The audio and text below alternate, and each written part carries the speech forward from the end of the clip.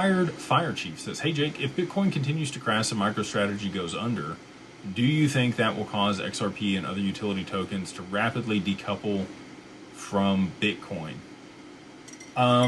So I had the same question earlier today, and I actually got a really good answer. So if you want to go to Smoke over there on Twitter, it's SMQ KEDQG, like Smoke Dog, but with 2 Q's for the O's.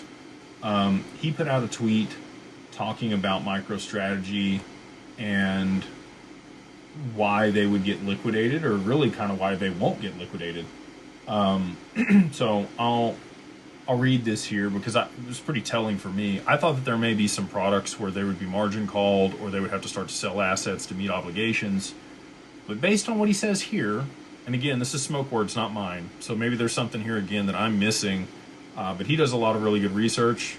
Again, good account to follow over there on X. He says, Michael Saylor's margin call is unlikely. MicroStrategy's entire holding of 713,000 Bitcoin is unencumbered, meaning it is not pledged as collateral for any loans, and thereby preventing lenders from seizing or forcing sale of these assets during price declines.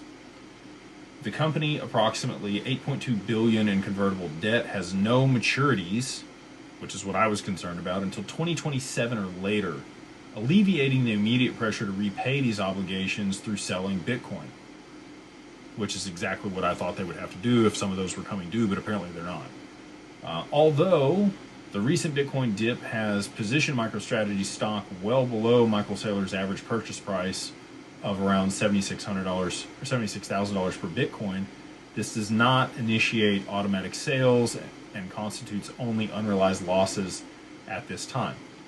So they're currently at about $2.1 billion in unrealized losses. Tom Lee's down even more than that. I think he's over $5 billion in unrealized losses. He spoke at the event there. He was up there with Dan Moorhead from Pantera. Did a great job, great panel on stuff. But from everything I can tell, I don't see a reason where Michael Saylor is going to have to liquidate Bitcoin right now, unless Smoke missed something, which he's pretty thorough. So I don't know that that's going to be the case. I'm going to take it at face value. I would have to go do some more research on my own. Jacob King is another account, but he's always super bearish on Bitcoin and Tether, which I am too.